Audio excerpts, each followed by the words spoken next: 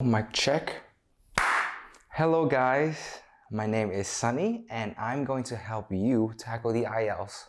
So for today's video, I'm going to share with you 3 key lessons that I've learned from practicing, taking, as well as teaching the IELTS. Okay, so let's get started. So lesson number 1, practice makes perfect. Okay guys, now I'm sure you guys have heard this many times, but the thing about IELTS is that regardless of your background, regardless of your skill level, you still need to put in the time to practice for the test. And the reason is because besides the fact that, of course, the IELTS tests you based on your 4 skills, it also tests you based on how well you handle the exam itself. So what do I mean by that? Well, the thing about the IELTS exam is that in order for you to do well in it, you need to keep in mind 3 main things. Now, of course, besides the fact that you need to have an adequate level of English in order to do the IELTS exam in the first place, you also need to have a very deep understanding of how to tackle different types of questions for each type of skill. Let's say, for instance, let's take the example of the reading test. When you look at a matching heading question, you understand that, oh, okay, in order to do this question, I need to have a clear comprehension of the text and not just find keywords or key information. But for example, if you find complete the sentence exercise in the same test, for example, then you need to find the key information instead of comprehending the full passage. And so through practice, you are able to switch your strategies and switch your mental capacities for different types of questions, and then you are able to tackle them effectively. In addition, it is only through practice that you are able to improve your time management skill, which is another important aspect of taking the IELTS. By practicing, you start to understand how much time you need to dedicate for each type of question. As you guys already know, we are constantly under time pressure in the exam. And so by practicing, you start to understand how fast or how slow you are, what you need to do in order to increase the speed, and at the same time you start to learn different tricks, different techniques in order to save some time, because time is a valuable resource in the test. And finally, it is only through practice that you start to have a better understanding of your own weaknesses. And being able to have that information is very crucial in your success, because when you know you have difficulty in a particular type of question, you can focus on that type of question and practice it until you are confident with it. But of course, each person will have their own weaknesses, and so it is up to you to find that out on your own. And again, you won't be able to find that out unless you practice. Okay? Now, a lot of my students, particularly the older ones who are working full-time, they tell me that they don't have enough time to practice at home because of other responsibilities. And so they ask me, hey teacher, do you have any tips or tricks to help me improve my grade? And my answer is unfortunately always a resounding no. No tip or trick will help you unless you practice. Because the thing about tips or tricks, as they call it on YouTube channels, they only work once you have already a certain level of experience in IELTS and you utilize those tips and tricks to give you a slight advantage. That advantage won't help you if you don't practice.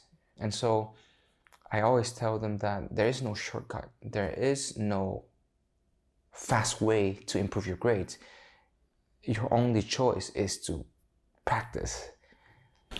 Key lesson number 2. Always track your improvements.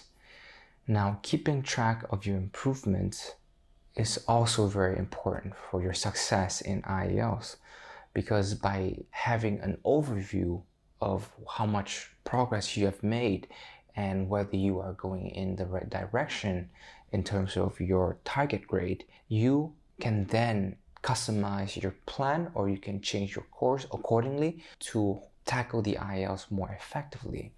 So let's take reading and listening for example.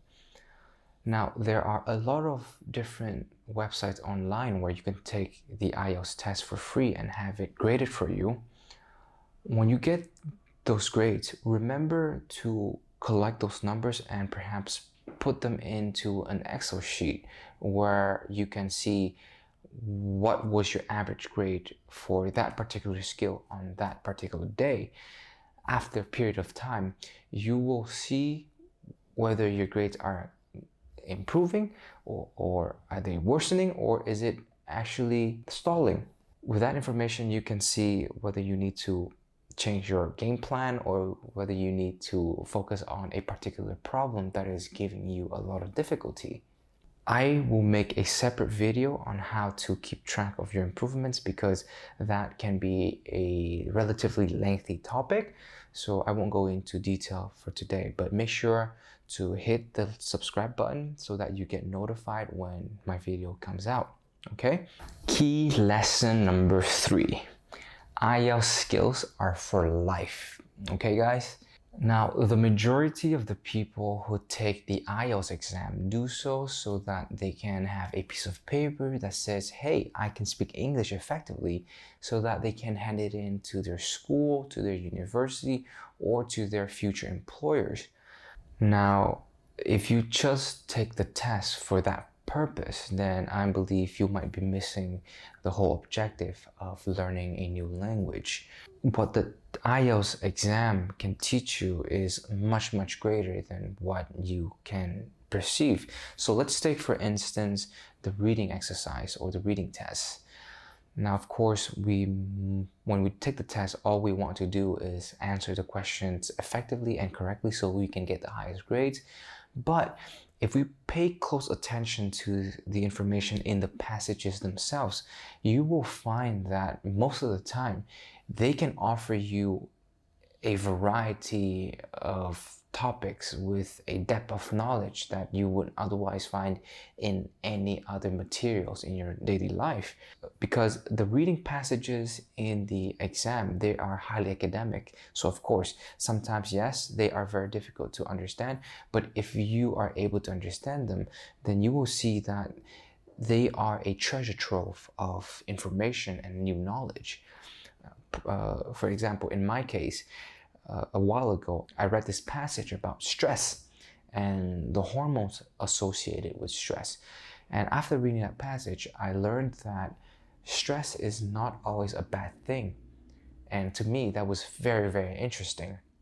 And so what I'm trying to say here is that if you practice with purpose and if you can extract the information that you see in the exam, then you will learn about so much more than just English skills, okay? The same applies for writing. What writing has taught me is that I need to be clear and concise and straightforward in my written communication. Now, how many times have you guys come across a text message from a friend or an email from a colleague that is super lengthy but doesn't actually say anything? Well, what the writing task has taught me is that when I write, I should always put the most important information at the top and the details at the bottom, just the same way as you would structure a writing task, right? The same goes for speaking as well. When you speak, speak with intention, speak with purpose. Don't just ramble about random topics, but make sure the person is listening and speak in such a way that is clear and concise, okay? So those were the 3 key lessons that I have learned from practicing and teaching IELTS. Let me know what you guys think of the video in the comment section below, and if you liked it, please hit the thumbs up button. I'll see you guys very soon in another video. See ya.